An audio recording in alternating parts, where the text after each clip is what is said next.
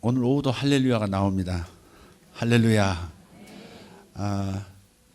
우리 바이블 타임으로 오늘 주일 오후에 말씀을 나누도록 하겠습니다. 될 수 있는 한 주일은 이 말씀으로 하도록 하겠고, 특별한 감동이 있으면 다른 말씀을 오후에 나누도록 하겠습니다. 네, 좋습니다. 17절부터라고 했는데 18절 좋습니다. 시작. 예수 그리스도의 태어나심은 이러하다. 그의 어머니 마리아가 요셉과 약혼하고 나서 같이 살기 전에 마리아가 성령으로 잉태한 사실이 드러났다. 마리아의 남편 요셉은 의로운 사람이라서 약혼자에게 부끄러움을 주지 않으려고 가만히 파혼하려 하였다. 요셉이 이렇게 생각하고 있는데 주님의 천사가 꿈에 그에게 나타나서 말하였다. 다윗의 자손 요셉아, 두려워하지 말고 마리아를 내 아내로 맞아들여라. 그 태중에 있는 아기는 성령으로 말미암은 것이다. 마리아가 아들을 낳을 것이니 너는 그 이름을 예수라고 하여라. 그가 자기 백성을 그들의 죄에서 구원하실 것이다. 이 모든 일이 일어난 것은 주님께서 예언자를 시켜서 이르시기를, 보아라, 동정녀가 잉태하여 아들을 낳을 것이니 그의 이름을 임마누엘이라고 할 것이다 하신 말씀을 이루려고 하신 것이다. 임마누엘은 번역하면 하나님이 우리와 함께 계시다는 뜻이다. 요셉은 잠에서 깨어 일어나서 주님의 천사가 말한 대로 마리아를 아내로 맞아들였다. 그러나 아들을 낳을 때까지는 아내와 잠자리를 같이 하지 않았다. 아들이 태어나니 요셉은 그 이름을 예수라고 하였다. 아멘. 세 번역으로 읽으니까 어때요? 좀 신선하죠? 네. 여러분이 원래 좀 글을 어려워하시죠? 자, 썰렁합니다. 자, 제가 왜 오늘 18절부터 읽었을까요? 1절부터 17절이 정말 성경이 이렇게 좀 재미가 없는 건가, 그런 느낌을 주는 대목이 1절부터 17절이거든요.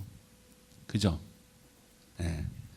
첫인상이라는 게 참 중요한데, 사복음서 신약 성경의 맨 처음이 족보 이야기가 나오니까, 그것도 한글로 또 혹은 한자로 쓰여진 게 아니라 이스라엘 사람 언어니까 뜻을 알 수가 없잖아요. 그러니까 별로 재미가 없는 거예요. 근데요, 여러분, 당사자면 다르게 느껴요. 제가 얼마 전에 우리 집에서 집안 일 때문에 제 재적 증명을 뗐거든요. 근데 동사무소에서 재적 증명을 떼면서 쭉 할아버지, 할머니, 아버지, 어머니, 그리고 나, 이렇게 쭉 이 4대를 쭉 이렇게 보면서, 3대를 보면서 갑자기 많은 생각이 순간적으로 일어나는 거예요. 할아버지 이건자 우자, 할머님 최영자 애자, 그리고 아버님 이상자 필자, 어머니 조제자 심자, 그리고 그의 탁월한 아들 이광자 섭자. 이렇게 읽는 순간에 여러분은 별로 재미없죠. 근데 저는 많은 이야기가, 스토리가 꼬리에 꼬리를 물면서 순식간에 일어났다 사라지는 거예요. 파도처럼 왔다가 파도처럼 사라지면서 계속 일렁이는 거예요. 그래서 재적 증명을 제가 한 부를 더 뗐어요. 보내줘야 할 재적 증명 말고 한 부를 더 떼서 곰곰이 집에 와서 차에서도 이렇게 살펴봤어요. 저희 어머님이 아버님과 결혼하시고 혼인신고를 늦게 하셨더라고요. 제가 출생한 날보다 뒤에 혼인신고를 하셨더라고요. 시골에서 결혼하시고, 시골에서 영암이라는 곳에서 결혼하시고 광주로 오셔서 아마 호적신고를 거기서 하신 것 같아요. 그러니까 과속 스캔들이 아니에요. 옛날 분들은 그렇게 이제 호적이 늦게 이제 신고가 되고 좀 그러기도 하잖아요. 결혼 혼인신고도 그렇고. 네. 그리고 제 생일을 보니까 1년 뒤에 신고했더라고요. 1년 2개월 뒤에. 아니다. 어머니 혼인신고가. 아버지 어머니. 제가 잘못했어요. 잘못 말했어요. 어쨌든 이렇게 쭉 보면서 많은 사실을 제가 알게 됐어요. 그전에는 이 족보, 우리 집안 족보 그렇게 그다지 중요하지 않았거든요. 나이가 들어서 그럴까? 아주 새록새록 이렇게 훑어보고 생각해보고 상상해보는 그런 재미가 있더라고요. 집에 한번 갖다 놨어요. 많은 이야기가 거기 담겨 있더라고요. 내가 몰랐던 사실들이 있더란 말이에요. 그러니까 내적 보니까 내 삶의 이야기가, 내 삶의 뿌리의 이야기가 거기 담겨 있으니까 아주 내 마음에 새로운 감동과 함께 다가오는 겁니다. 우리가 마태복음 1장 1절부터 17절까지의 이 말씀을 보면 남의 나라 족보지만 우리 예수님의 족보예요.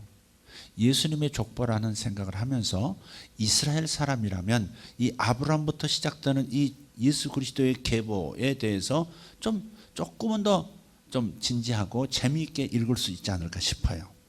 자, 그런 마음으로 남의 족보 훑어보는 식으로 읽지 말고요. 뜻을 몰라도, 이름 뜻 몰라도 한번 주님의 족보, 주님의 가문 이야기로 알고 빼지 말고 한번 읽었으면 좋겠습니다. 1절부터 17절까지 함께 다시 한번 읽겠습니다. 자, 시작. 다윗의 자손인 예수 그리스도의 계보는 이러하다. 아브라함은 이삭을 낳고 이삭은 야곱을 낳고 야곱은 유다와 그의 형제들을 낳고 유다는 다말에게서 베레스와 세라를 낳고 베레스는 헤스론을 낳고 헤스론은 람을 낳고 람은 아비나답을 낳고 아비나답은 나손을 낳고 나손은 살몬을 낳고 살몬은 아합에게서 보아스를 낳고 보아스는 룻에게서 오벳을 낳고 오벳은 이새를 낳고 이새는 다윗 왕을 낳았다.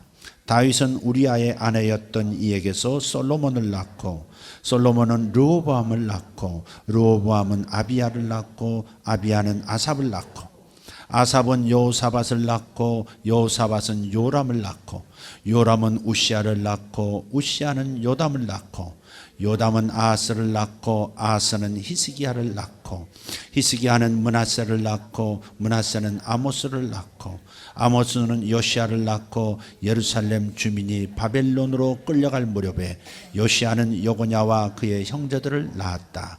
예루살렘 주민이 바빌론으로 끌려간 뒤에 여고냐는 스알디엘을 낳고 스알디엘은 스룹바벨을 낳고 스룹바벨은 아비훗을 낳고 아비훗은 엘리야김을 낳고 엘리야김은 아소르를 낳고 아소르는 사독을 낳고 사독은 아킴을 낳고 아킴은 엘리훗을 낳고 엘리훗은 엘리아사를 낳고 엘리아사는 mat단을 낳고 mat단은 야곱을 낳고 야곱은 마리아의 남편 요셉을 낳았다.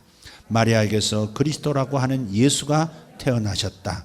그러므로 그 모든 대수는 아브라함으로부터 다윗까지 14대요 다윗으로부터 바빌론으로 끌려갈 때까지 14대요 바빌론으로 끌려간 때로부터 그리스도까지 14대더라. 아멘. 자, 본격적으로 우리가 나눌 말씀은 18절부터 있습니다. 오늘 말씀을 이렇게 보면서 오늘 이 큐티책을 가만히 살펴보면 마태복음을 누가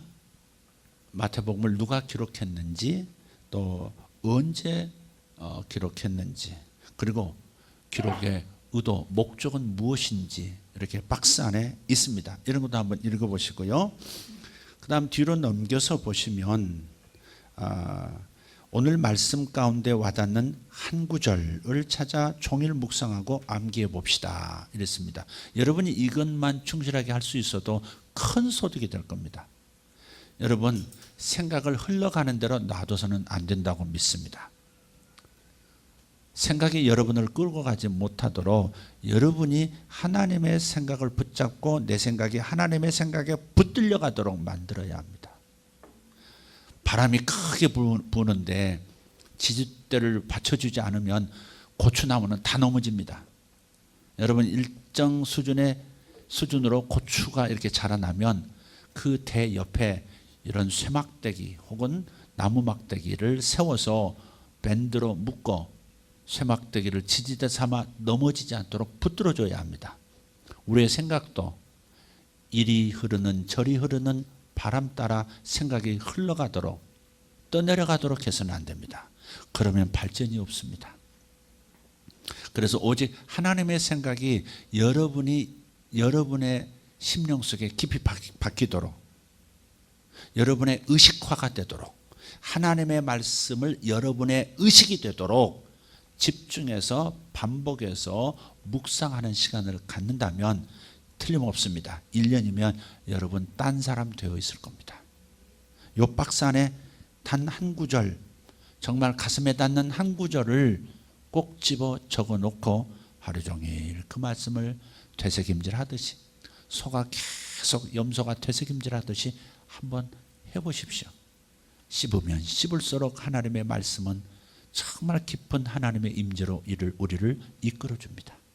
절대 여러분의 생각을 가만 놔두시면 여러분의 생각은 세상 물결에 계속해서 휩쓸려 정말 생산성 없는 의식이 될 겁니다.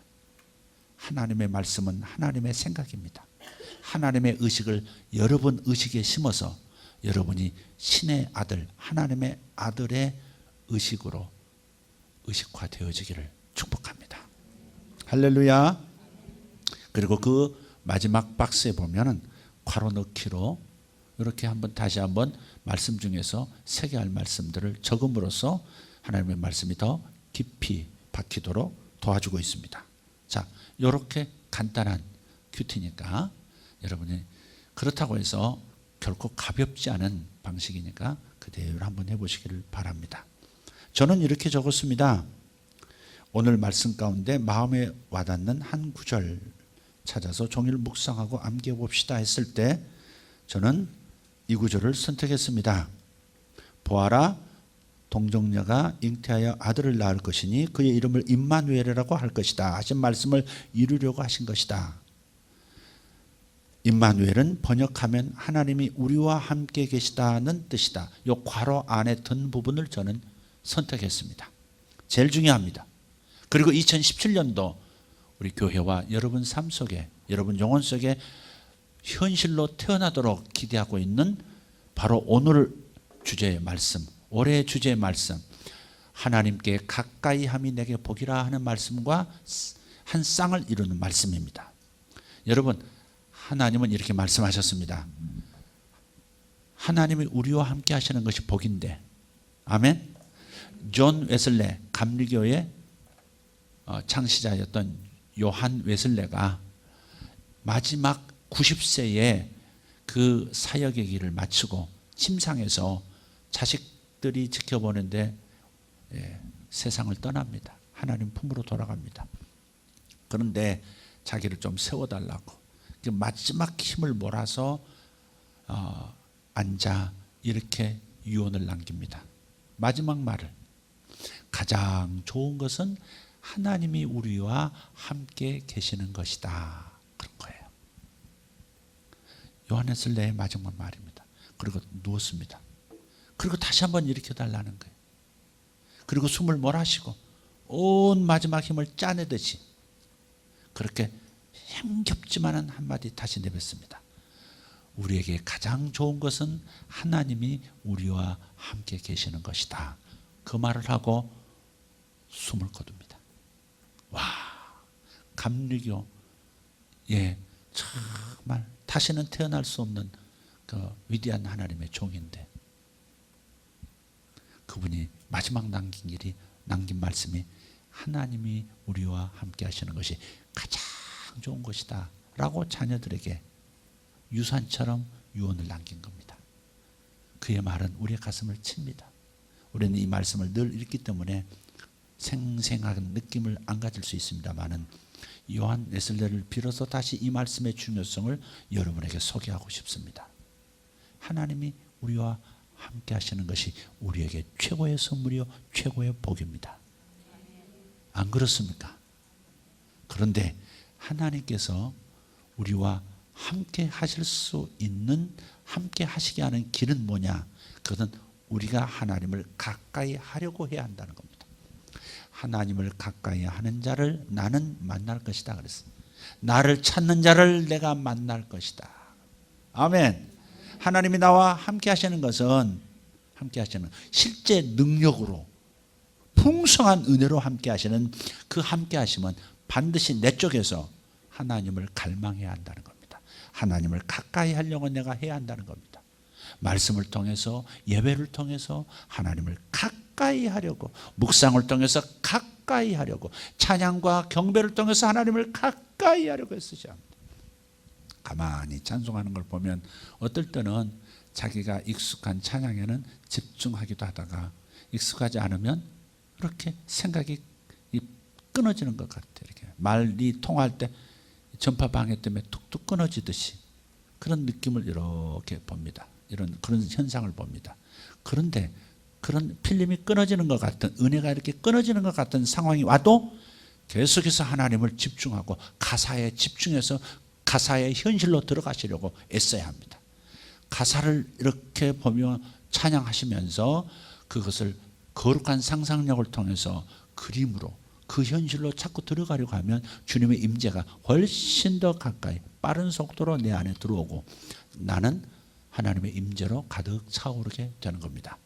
지쳐서, 찬양하다 지쳐서 그냥 생각의 끈을, 집중의 끈을 놔버리면 안 됩니다. 바로 그때가 은혜가 임할 때입니다. 하나님은 중심을 보세요. 하나님은 하나님의 임재를 정말 사모하는지 그것을 지금 살피고 계세요. 매우 중요한 얘기입니다. 우리 영상 하나 잠깐 보겠습니다. 지금 오늘 반주했던 우리 신디 다루었던 우리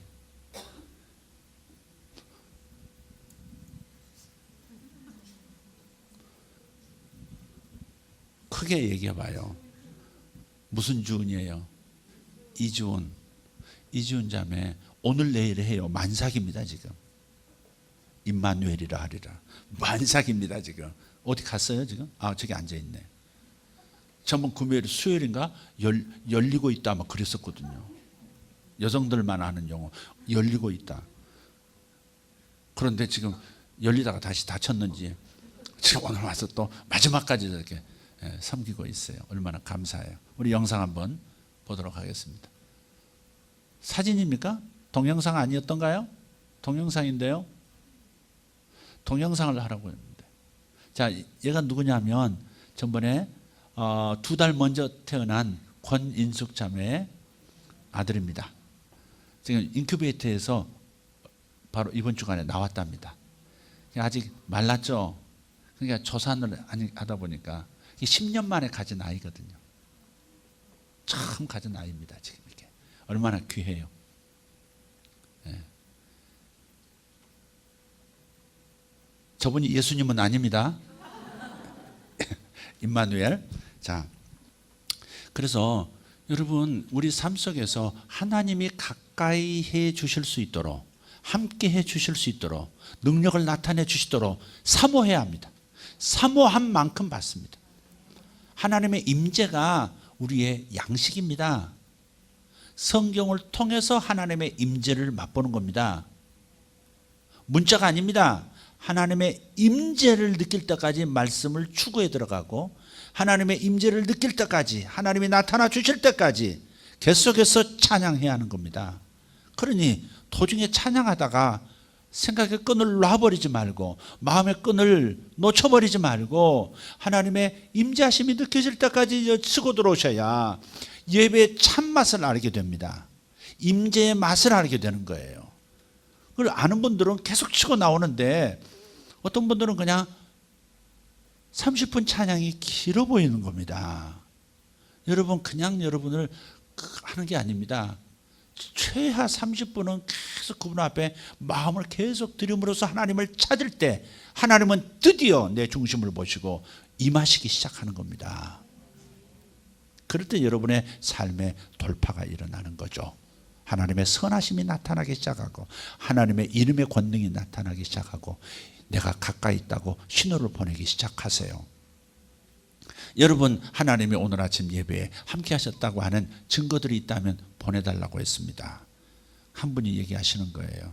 같은 목장에서 오늘 성가대 고현서 자매님이 이런 얘기를 하는 겁니다. 얘기도 괜찮죠? 네.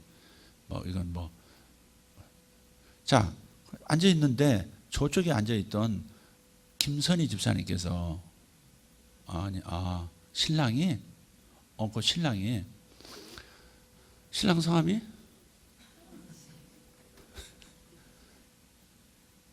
내가 60이라니까. 최홍호 장로님 성함이 생각 안 나가지고 김명희 권사님 남편 이름이 뭐냐고 우리 아내한테 물었다니까 옛날에. 갑자기 생각이 안 날 때가 있어요. 김치선가? 예? 그렇구나. 인식이 잘 안 되네. 김인식 집사님이 이렇게 보니까 이 연기가 나더래. 연기가 고연서 자매님 옆에서 연기가 모락모락 나더래. 지금 졸다가 봤던지 신령한 눈으로 봤던지 둘 중에 하나인데 연기가 이상해서 끝난 다음에 연기가 나던데 안 더웠어요? 그렇게 던지더래요. 근데 이제 고연서 자매는 예배 내내 몸이 뜨거워서 견딜 수가 없었다는 겁니다. 막 몸이 뜨거워서 갱년기 아니야? 온몸이 뜨거워가지고 견딜 수 없는데 이유를 이제 알았습니다. 그렇게 얘기를 하더라고요. 작은 이야기 같지만 하나님의 임재는 남의 이야기니까 여러분에게 실감이 그렇게 안 나는 거지. 하나님이 나와 밀도 있게 함께 해주셨었구나를 그렇게 경험하는 겁니다. 이런 작은 이야기들서부터 좀 커 보이는 이야기까지 여러분 발전시켜야 합니다. 기대감을 가지고 예배 오셔야 합니다. 이게 기대감을 갖는다는 것이 하나님을 가까이 하는 태도입니다. 기대감 없이 예배당에 오면 안 됩니다. 때가 되면 이랬으면 좋겠습니다. 맨 앞자리에 앉으려고 일찍 와서 막 교회 문 열리기를 기다리는 사람들이 있었으면 좋겠습니다. 저는 그랬거든요. 교회 가고 싶어서 미치겠더라고요. 처음 믿을 때 그건 몇 년 갔습니다. 그냥 앞자리에 안 놓치고 싶은 거예요. 꿇어 앉아서 2시간을 예배 드려야 되는 건데 마룻바닥에 제가 무릎부터 발등까지 새카맸거든요. 무릎 꿇고 예배 드리고 그분 앞에 예배 드리는 거 얼마나 행복했는지 하나님 임재가 느껴지는 겁니다. 같은 예배 찬양이 있고 말씀이 있는데 임재가 안 느껴질 때는 너무 괴로우는 거예요. 하나님이 출근 안 하신 것 같은 그 느낌은 얼마나 임재의 맛을 아는 사람은 너무 괴로운 겁니다. 그게. 그래서 그 임재가 올 때까지 계속 집중하는 겁니다. 주여 다시 저에게 찾아와 주세요. 저에게 다시 한번 다가와 주세요. 막 구하는 겁니다. 목사님 설교할 때도 속으로는 주님. 그러니까 설교를 통해서 주의 임재를 먹는 겁니다. 숟가락을 먹지 않지 않습니까? 밥그릇을 먹는 게 아니지 않습니까? 밥을 먹고 국을 먹는 것이지 밥을 담은 밥그릇, 국을 담은 국그릇을 숟가락을 먹는 게 아닙니다. 그러니까 설교를 통해서 하나님의 임재의 빵을 먹는 겁니다. 찬양을 통해서 하나님의 실제로 함께 하시는 권능의 빵을 먹는 겁니다. 그래야 내 영혼이 살아나고 내 영혼이 죄를 이길 힘이 생기는 것이고 그래야 내 안에 창조적인 기쁨이 샘솟듯 솟아오르는 겁니다. 그러니까 그것이 올 때까지 아직 그게 뭔지 모르는 분은 좀 알려달라고 하나님 기도하셔야 합니다. 진짜 하나님을 맛본다는 게 뭔지 예배 속에서 하나님의 임재를 맛본다는 게 뭔지 좀 알려주세요. 한 번 알면 영원히 중독될 수밖에 없고 거기에 도달하지 못하면 타락한 심령 같은 심령으로 살아가게 되어 있습니다. 그래서 여러분이 하나님께 꼭 구하시고 기대하시고 달려나오시기를 예수 이름으로 축복합니다. 하나님이 우리와 함께 계신다. 참 얼마나 아름다운 이야기입니까? 그런데 이 상황을 보면 마리아의 남편 요셉의 혼란스러운 마음이 읽혀져요. 정혼을 했는데 한 번도 손도 잡아본 적 없고 키스해 본 적도 없는데 결혼하자고 약속만 한 사이인데 배가 불러온 겁니다. 어느 놈이 내 아내가 내 아내 될 사람이 어떤 남자에게 뭐 이런 거죠. 얼마나 혼란스러웠겠어요. 얼마나 고통스러웠겠어요. 여러분이 당사자라고 한번 생각해 봐요. 있을 수 없는 일이 벌어졌잖아요. 그죠? 이게 꿈인가 현실인가 너무 고통스러웠을 겁니다. 차라리 그냥 잠으로 깊이 빠졌으면 좋겠다. 사람이 고통스러우면요 그냥 계속 잠으로 잊어버리고 싶거든요. 어떤 사람은 먹어서 그 스트레스를 풀기도 하지만 저 같은 경우는 너무 고통스러울 때는 옛날에 참 그냥 참으로 빠져들고 싶었어요. 잠자는 시간만 고통이 없으니까. 끊임없이 나를 괴롭히는 생각 있으니까. 아마 요셉이 그러다가 현몽한 거예요. 천사가, 가브리엘 천사가 꿈속에 나타난 겁니다. 나타나서 두려워하지 말라고 말하면서 뭘 두려워하지 말라고요? 내 정원한 마리아를 데려오기를 무서워하지 말아라. 그 태중에 있는 아이는 남자에 의해서 생긴 게 아니다. 하늘의 초자연적 기적으로 하나님께서, 예수 그리스도께서 그 여인의 몸을 빌려서 잉태되신 것이다. 야, 여러분, 무엇이 꿈이고 무엇이 현실입니까? 인셉션이라는 영화 혹시 보셨습니까? 인셉션에 보면 그 꿈속에 들어가는 얘기입니다. 근데 꿈속으로 들어가는데 꿈을 또 공유해요. 서로 이렇게 연결해서 같은 꿈의 현장에 지금 연결된 사람들이 그 현장 속에서 같은 꿈을 꾸는 겁니다. 우리가 자신들이 꿈을 꾸고 있다는 것을 인지하면서 꿈속에서 스토리를 만들어가는 얘기입니다. 그런데 그런 어마어마한 어떤 오다를 받고 주인공이 이 요청을 성사시킬 수 있는 중요한 인물을 만나려고 인도를 갑니다. 그 인도 뒷골목에 꿈 카페가 있는 거예요. 불법적인 곳입니다. 약물에 의지해서 깊은 잠으로 들어가서 깊은 꿈을 꾸는 겁니다. 깊은 꿈에서 깨어나지 않고 하루에 3시간, 4시간씩 서로 꿈에 연결돼서 같이 꿈을 공유하는 겁니다. 그런데 그 장소를 관리하고 있는 한 남자에게 주인공이 말하죠. 아니, 매일 이렇게 꿈 꾸러 온다는 말이에요? 이렇게 얘기합니다. 매일 꿈을 꾸러 여기 3시간, 4시간씩 꿈꾸러 와요? 그러니까 무슨 뜻인지 알아듣고 그것을 관리하는 그 인도 남자가 이렇게 말합니다. 현실에서 꿈을 꾸려고 오는 게 아니다. 이 사람들은 꿈을 꾸려고 온 게 아니다. 이 사람들은 지금 현실로 돌아온 것이다. 무슨 말이에요? 제가 표현을 조금 제가 다시 한번 해볼게요. 그 꿈은 이 사람들이 살아가고 있는 그 상황들이 사실은 꿈과도 같다는 거예요.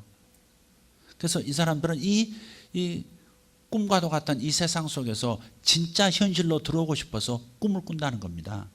그래서 매일 온다는 거예요. 무엇이 진짜 꿈이고 무엇이 진짜 현실이냐고 되묻는 겁니다. 요셉도 그랬을 겁니다. 차라리 이게 꿈이었으면 좋겠다고. 내가 그토록 사랑하고 결혼할 나를 기다리고 있던 그 여인이 남의 남자를 남의 아이를 베고 있다는 사실 앞에 정말 고통스러워 꿈 같았으면 좋았을 겁니다. 그런데 꿈에서 가브리엘 천사를 통해서 이것이 어찌 된 것인지 자초지정을 안 다음에 그는 진짜 깨어난 거죠. 고통스러운 잠과도 같은 현실에서 진짜 현실, 하늘의 현실로 다시 깨어난 겁니다. 오늘 24절에 요셉은 잠에서 깨어 일어나서 할 때 요 잠에서 깨어 그 말이 저에게는 그렇게 들리는 겁니다. 진짜 하늘의 현실로 드러나가는 것이, 진짜 하나님의 계획 안으로 들어가는 것이 꿈에서 깨어나는 것이다. 진짜 하늘의 현실로 들어가는 것이다 하는 겁니다. 여러분, 꿈을 무시하시면 안 됩니다. 잡꿈들 참 많습니다. 잡꿈들 참 많아요. 별로 가치 없는 꿈도 있어요. 그러나 여러분이 꿈 자체를 통으로 버리면 안 됩니다. 잡꿈 많이 꾸고 별 의미 없는 꿈 많이 꾼다고 버려버리지 말라고요. 목욕물 버릴 때 어린아이까지 같이 버려버린다고 하듯이 버렸는데 애까지 딸려서 버린 거예요. 잡꿈이 많다고 해서 꿈의 가치를 약화시키면 안 돼요. 여러분, 그것이 오히려 세상에 취해서 잠에서 몽롱한 꿈을 꾸듯이 살아가는 세상 사람들에게 하나님의 현실을 보여주는 통로가 될 수 있습니다. 여러분이 무엇을 결정할지, 무엇을 어떻게 살아야 할지 자기 자신을 제대로 객관적으로 판단할 수 없는 혼란스러움이 있을 때 잠깐의 그 꿈이 나의 이 고통스러운 현실에 해답을 던져주기도 한다는 겁니다. 적어도 요셉에게는 진짜 꿈 같은 상황 속에서 하늘의 현실로 돌아오게 만든 아주 유효적절한 하나님의 역사였습니다. 이런 것도 하나님이 함께 하심 현상입니다. 주의 영광이 나타나는 현상입니다.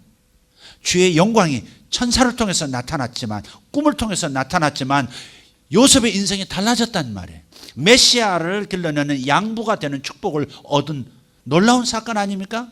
그것이 가능하도록 만들었던 것은 그가 꿈속에서 하나님의 목소리를 들었기 때문에 그런 겁니다. 하나님의 영광을 자주 바라보고 사모하는 사람은 꿈도 영적인 꿈을 꿉니다. 잡꿈에 계속 시달리지 않습니다. 악몽에 시달리지 않습니다. 하나님의 영광을 사모하는 사람은 꿈도 참 영광스럽고, 꿈에서도 주님을 만나고, 꿈에서 하나님의 가르치심도 받고, 꿈에서 천국을 경험하기도 하고, 꿈에서 천사들과 대화하기도 하는 겁니다. 문제 해결의 황금 열쇠를 받기도 하는 현장이 꿈이란 말이에요. 그런데 여러분이 늘상 주의 영광을 사모하는 마음이 없고 하나님이 함께 하시는 증거를 보기 위해서 몸부림하는 것이 없기 때문에 꿈마저도 혼미스러운 겁니다. 여러분도 깨어나십시오. 깨어나십시오. 혼미스럽게 살지 말고 진짜 현실인 꿈으로, 하나님 주신 꿈 안으로 들어오셔야 합니다. 할렐루야. 요셉에게 나타난 주님의 영광 정말 아름답습니다. 하나님은 우리를 결코 지루하게 만드시는 분이 아닙니다. 지루해서는 안 됩니다. 하나님 앞에 모여있는 시간이 지루해서는 안 됩니다. 하나님을 경험하는 그 현장이 어찌 지루할 수 있으리요. 지금 지루하시다면 여러분 주의 영광이 여러분 앞에 안 나타나는 겁니다. 안 나타나는 겁니다. 그러니까 어찌하든지 수직으로 서서 주의 영광을 내게 보이소서, 주의 임재를 내게 보이소서. 계속 하나님은 영원히 지루하실 수 없는 분. 하나님 함께 하시면 나를 날마다 wonderful, wonderful, great, great 할 수 있도록 만들어 주실 분이시니 주여 주의 영광을 보게 하소서. 재밌었지 않겠어요? 온몸에 열이 나가지고 땀이 뻘뻘 흘려질 만큼 고연서 자매, 그리고 저쪽에서는 왜 저 자매 양쪽에서 연기가 저리 모락모락, 이게 뭐 헛것을 보는 건가? 그것도 하나님의 임재의 영광을 지금 그런 방향에서 지금 보고 있는, 경험하고 있는 겁니다. 이런 임재가 여러분 우리 예배 시간에 계속 되어져야 합니다. 기대를 가지고 오십시오. 기대를 가지고 좀 오십시오. 하나님은 절대 지루하게 하실 분이 아닙니다. 내가 그분을 가까이 못 모셔서 그런 것이다. 이걸 꼭 기억하시고 모셔드리기를 다시 한번 예수 이름으로 축복합니다. 기도하겠습니다.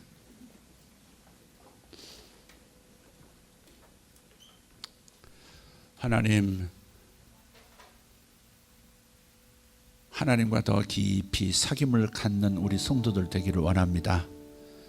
아버지, 오늘 말씀을 전한 종에게도 하나님 옛 은혜를 능가하는 은혜를 저에게 주셔서 하나님의 임재를, 하나님의 영광을 볼 수 있는 아버지 귀한 자리로 저를 더 인도해 주시옵소서.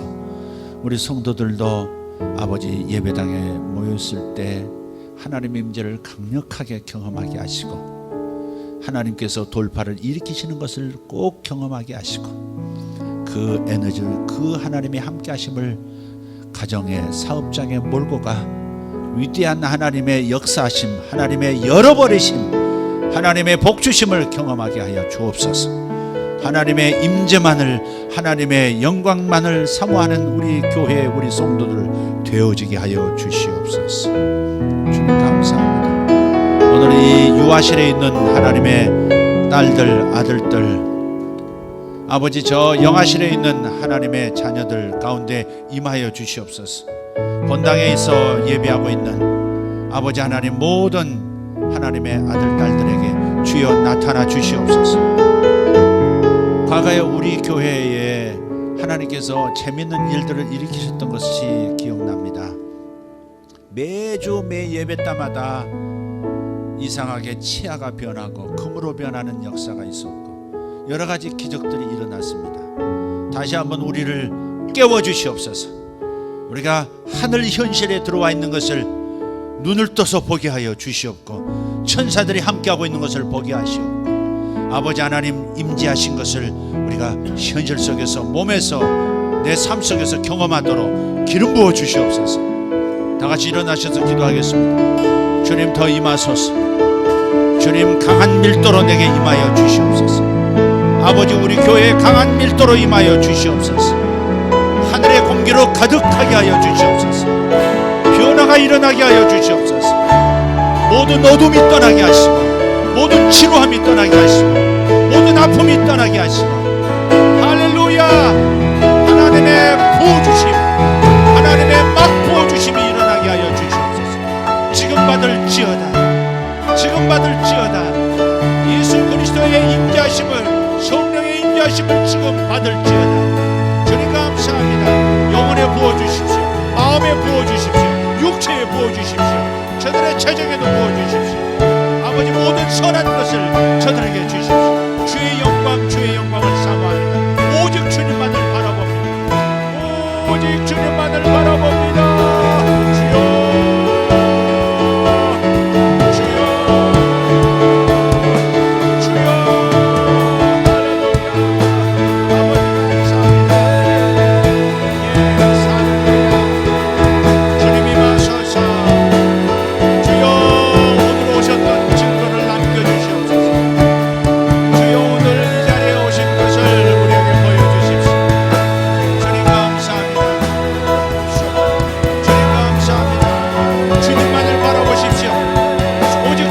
바라보십시오. 주님의 선물을 바라보십시오.